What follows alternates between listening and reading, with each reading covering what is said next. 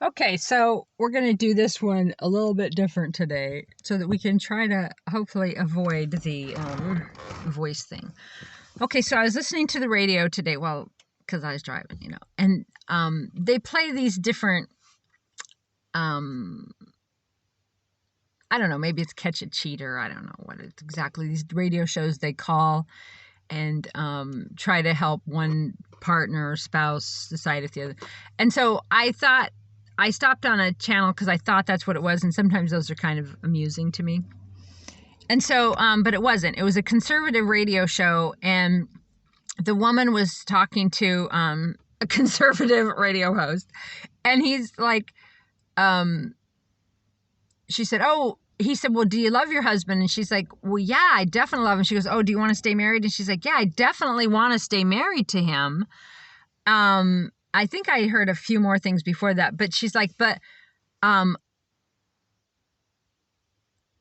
I forget how she worded it, but basically she wants to stay with him, but she wants an open marriage. And then the conservative radio guy was like, well, whoa, wait a minute. You went from like, you want to stay married to him to you want open. He goes, I've been around. I know open. He's like, I'm 62 or whatever. And I know I've heard of open relationships and stuff, but he said, I've never known one to work. All right. So basically she should placate to her husband's insecurities and do what he prefers and what's best for him, because that's what you do when you're married. So in other words, you give up yourself. And if you have kids, then they're around and then they're taught to give up themselves. And so she was like, she said, I love him. She said, but I don't want to do the missionary position for the rest of my life. She said, I'm very excited. I'm excited all the time. And so excited about life, excited sexually, whatever, excited all the time. And he's not. And she said she doesn't want to leave him. She doesn't want a divorce, but she wants to open the marriage up. And the radio host guy was a little, was kind of weird about it. So why do we have to abandon people? Why do we have to lie all the freaking time? Why do we have to be like, well, yes, she loves her husband. She loves her kids. She loves her life. That's the honest truth. They're not sexual. She's not touched. She's excited and passionate about something else and about experiencing her own body and connections to other people. They'd been together since high school. They hadn't really experienced other people. He's either gave up long ago on having that passion or never had it or doesn't want it. He's either really being true to himself or he's lying or he's factoring in religion or, biblical values and morals and okay, so they both just get up and they give up and they're like, okay, well, we'll just, make a happy home for the kids. Not a happy home, right? Because kids sense that. Kids know when you're miserable. So if you're not being touched and you're denying who you are, you're miserable. You're hiding in your room. You're all depressed all the time, right? Because you're suppressing yourself, but you're staying together and staying married for the sake of the children, right? Who are in the next room dying because they don't have a mother. Because their mother is so depressed all the time because she's suppressing herself and her truth and saying, well, I'm doing right by my kids. No, you're not. Okay. And so this woman was very adamant about all this. And so and it was funny. I don't want to do the missionary position for the rest of my life, right? It's like, okay, well, let's have sex. Let's just get it out of the way, which is usually just, kind of for the guy, right? Because, but the passion, this having sex is very, very, very important in a relationship. And it's not about the act of sex. But if someone doesn't want me physically, I don't really want to necessarily date them or hang out with them or whatever, if that's what I'm looking for, right?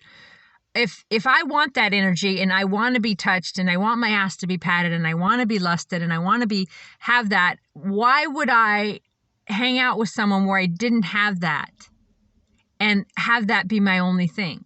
Well, I would do that if I really loved the person I was with and I didn't want to upset them. Okay, I don't want to rock the boat. I don't want to make them mad. I don't want to hurt their feelings. I don't want to abandon them. Okay? So I rock my boat. I abandon me. I completely deny my own truth, deny who I am, everything about me, so that someone else is happy. Okay? So my partner, and I've done this in the past for long periods of time. So she'll be okay. I don't flirt, right? Don't interact with people online. Don't talk to anyone who thinks that I'm good looking. Don't get excited about anything that's metaphysical or anything, because then she'll get jealous of that. I wasn't sexual. I was monogamous and not being touched or sexual with my partner. So I suppressed that part of me because I wanted to save my relationship, because I was insecure, because I didn't know I could live in a car, because I didn't know that I could just let go, right? Or that I could do better, or that I deserved touch or deserved love or passion, right? And I was really into, I was into women singing to me. I didn't have that with this partner. I was into, going out and dancing. We didn't have that. I was into driving in the woods. We didn't have that. Same movies. We didn't have anything at all in common for that excited me. But what we had was, we had family. We had love. We had connection. We had friendship. We had pets. We had portfolios. We had businesses. We had a lot of really cool things that would have been nice to keep those things and still be true to myself. Okay. But like the example that this woman is giving. So why do we have to abandon people? Though she loves her husband, she loves her kids, she loves her life. Why does the truth have to abandon? So if she wants to be true to herself, then, oh my God, the husband's devastated. It's all about him, right? He's insecure. He's jealous, okay? He's not feeling sexual. He's happy in the marriage, and she needs to be just like him, or they can't be together, okay? If she wants to be sexual and he don't, they need to just, have a whole bunch of drama and, oh, you're horrible, or you cheated, which, if you've read my stuff, the only person you can ever cheat on is yourself. So she's supposed to cheat on herself, lie about who she is, lie about her passion, lie about what she's interested in, her supernatural stuff, or her singing, or my mom, it was like Tupperware, go on bowling trips with her people, go on a picnic or spend the day at the lake with a group of other ladies, and my dad's like, no, you're going to get ideas from these people and whatever. Just constant jealousy and constant suppression. So what these women do then is they end up stopping. So like my mom and thousands of women I've counseled over decades, they'll give up the things they love to do in order to appease their partner. Okay. And then decades go by, right? And all you've really done is, I was going to say lost time, but you can't, there's no such thing as time. So you've learned some lessons, but what we do is, out of fear and trauma, we completely let the other person's needs trump our own. Okay. And it may not even be what they want. Okay. It's just the safe shore, but as they say, ships aren't made to just hang out in the harbor. Right. So these women, and like this example, this one wasn't having any part of it, but she was explaining parts of it, right? So if her husband, okay, he's all into the family. They're into making money. They're creating survival, whatever, but she don't want that, right? She wants poetry, and she wants dancing, and she wants laughter, and she wants play, and she wants art, and she wants adventure and excitement and sexual passion and touch. But she doesn't want to abandon her husband and her family. Okay? So the truth is, she loves her husband and wants to stay with him, but she wants to open their marriage. But he's like, no, because he's insecure. Because if we open the marriage, I might lose you. Oh, so let's just hold hostage to someone, just make them be someone they're completely not. Take away everything that they love, okay?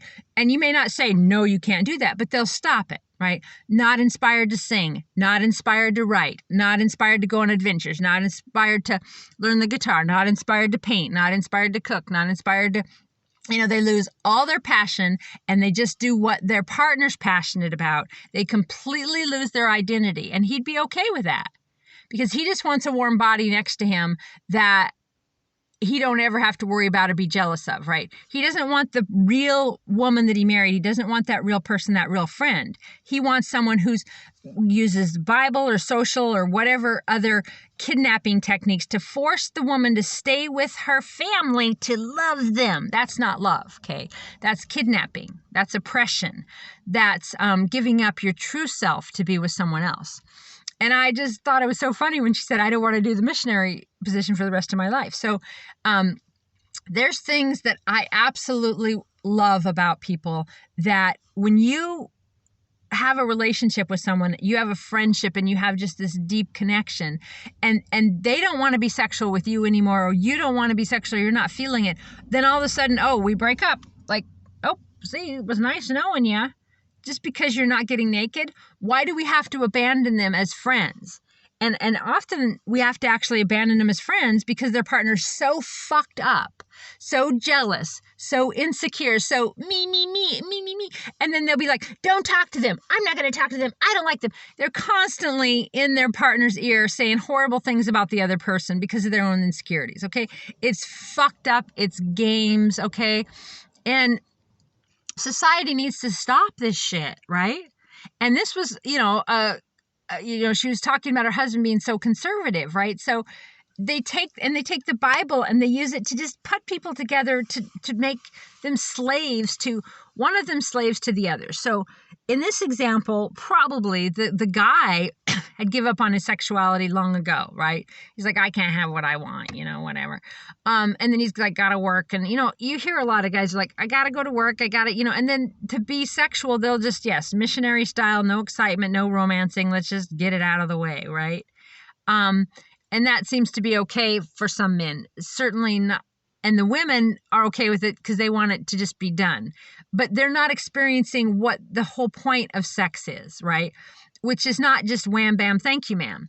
It's about the passion that comes through music, the passion that comes through dance and dressing up for each other and deep conversations and making out and holding each other and being excited and a spark. It sparks something else in you that is so much more than just the act of sex. It's not about just let's find someone to get off with, okay? When people are craving another partner, they're craving something that sexuality brings that is so exciting about being wanted and being loved and just such passion. And you get into these, you get into romantic songs and you sing together and you go on beach walks and you're showing each other stuff and you're sharing new things and you're being interested in new things and it sparks new and it keeps you alive. Whereas marriages where there's not sex, it's kind of dull, it's kind of old hat. And it's not about the act of sex, it's about the excitement and zest for passion and for new in life. But because you are being true to yourself and you want to tell the truth and be like, and that's what this woman's like. She's like, look, I want to be honest. So I don't want to move forward in some lie or some weird energy. So, and the guy's like, well, don't tell your husband he hasn't satisfied you since whatever. And that you guys aren't, haven't talked about sex, in months or whatever, years, haven't really been sexual and don't, and he's like, well, don't really necessarily tell him that. And let him down easy or whatever. But the radio show guy was basically like, it's not going to work and the husband's not going to do that and let him down easy. But if it's been that long, he's in it too, right? So if he's not miserable in it, then he's just pretending. And if he's just like, I really just so insecure and he wants to hang on to her. But she's basically like either he does it or you don't, right? I'm not going to lie anymore. She's like, I feel excited every day. He doesn't. I want this in my life. I'm going to have this in my life. I don't want to leave him. I don't want us to break up. But if he needs that, right? So then he then he'll use being manipulative, narcissistic, sociopathic behavior of then try to manipulate her, right? And the conservative values, right? Well, you said till death do we part in the Bible, and just chastise her and berate her for her being true to herself, and then threatens abandonment. So she loves him, she wants to stay with him. Okay, so then maybe they have the home, they have kids, then these guys sometimes threaten the house, they'll threaten the kids, all because she wants to be honest and be true to herself. Okay, so she's of the mind of like, no, I need an open relationship. So either you open the marriage or we divorce, and I'm single and I do my own thing. Which was really cool to hear a conservative woman, or that her husband was conservative or whatever connection, making that stand, because that's how we ascend with Mother Earth. That's how we raise the vibration, by the truth and not the lie. If it is 100% your truth that you want to be with someone, and you're not looking at someone else, and again, when I'm talking about sex, I'm not talking about sex, okay? Just sex. And they're not going, oh my gosh, that'd be so fun. Like that person's really kind of sexy and fun, but even taking an adventure with someone. So you don't even take friend trips, right? In that kind of marriage where someone's so insecure all the time, a friend says, oh my God, I'm going down the coast. We're going to go look at this castle, and we're going to go to this beach, and we're going to hike this. And then you want to go. And she's like, oh, I can't. My husband, he's jealous. And it's nothing sexual. So when you're in a monogamous relationship and it's that uptight, you tend to not even take different adventure trips. So you don't necessarily learn to play different music if you want, learn to, cook, take different trips with different people, because your partner is so insecure that someone else is going to want you. But really, it's nice to be wanted. It's nice to be loved. It's nice to be excited. It's nice to be alive. Okay. So once you're fucking dead and one you're alive, and you die for the insecurity of other people. And that's not for me, okay? I did that for a couple decades, maybe a few. That's not for me. But I also don't want to abandon people that I love. But it's not up to me, okay? If the person doesn't want to stay in a relationship with you and be connected every day and still move forward with what you have because of what you don't have, because you're sharing your body with someone else, that's my fucking body, my right, my body, my mind, my truth. I'm sharing that with someone else, be it sexual or an adventure or conversation or whatever. And they're so insecure about it. So they can't keep their connection with me, even though they love it. They love me so much. But if we're not monogamous, well, I guess I didn't really love you that much because I'm willing to not be around you at all. That's not really love. That's the insecurity of the person. Okay. I'm of the mind that if you're in a relationship with someone and you really fucking love them and adore them and you want to keep them in your life, then keep them in your life. And if you want to talk to someone else, you talk to someone else because you're grown up and you're in charge of yourself. You don't just meet someone, you're sexual with them. They're like, okay, I spit on you. I own you now and you're mine. And oh my gosh, oh my God. That guy turns you on. That girl turns you on. The guitar turns you on. You like to swim. You want to go to the cemetery and look at ghosts. You're going to be, someone else is going to love you. You want to watch a scary movie with someone. Oh my God, they're going to hug you. They're going to love you. That person's a fucking basket case. Okay, run from them as fast as you can. The only way Mother Earth is going to get to the next fucking level, people, is if you be true to yourself. Okay, and that woman on the radio is damn beat all going to be true to herself. And so I'm proud of you earthlings out there that are doing this, okay? It's not about monogamy, insecurities, programs, all that bullshit. It's about what is your 100% truth? No games, no narcissistic behavior, no abuse of people, no sociopathic bullshit, no, oh, don't talk to this person, don't talk to them. They can't talk to me. I'm in a monogamous relationship. You can't talk to me. I'm in a monogamous relationship. And oh my God, the lesbians, don't even get me started, right? I've seen a couple the other day, but and some different shows and stuff. They're so, and some of these lesbian sites, if they're with someone, they're not even allowed to say hello because it's like, you know, lesbians are women, right? So women like to have friends with women. So a lot of lesbian relationships don't have friends, like single, regular friends. They're not allowed to be around single people. They can maybe be around other couples. But they're so insecure that they're going to lose their partner that they don't even really visit with friends. And they definitely don't like visit with single people or, oh my God, that woman said she was attracted to you in 1920, so we can't ever talk to her again. The level of insecurity, and that's just this codependent, dysfunctional lesbian relationships that really is just about two women enacting trauma together. And they may still be sexual, they may still not be sexual, but they are over the top with any sort of connection or another woman friending one of them online, or, you know, and all of that is just games and fuckery too. Because if one of the women wanted to go ahead and say yes to a friend request because they're like, oh, this is a really interesting connection, not necessarily sexual, but just talking about interesting new things. Well, their partner is insecure and so weird about it. So they can't even be friends online because their partners are so insecure. And I remember I noticed it profoundly in my early 20s, and heterosexual people probably do it too. But it's like, I was in Vegas, and now I make it a point myself to try to be different than that. I say hello to people, but the lesbians, if you're a single, so if you're two people, sometimes lesbians, you might be like, oh, hi, you know, but if you're a single lesbian, the couples aren't allowed to talk to you.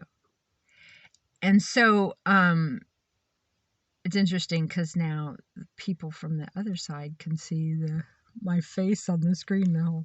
Anyway, yeah, single lesbians are not allowed to talk to lesbians in couples because their insecurity is out the roof. You think heterosexuals and the jealousy, yeah, women are really jealous and there is a lot of that.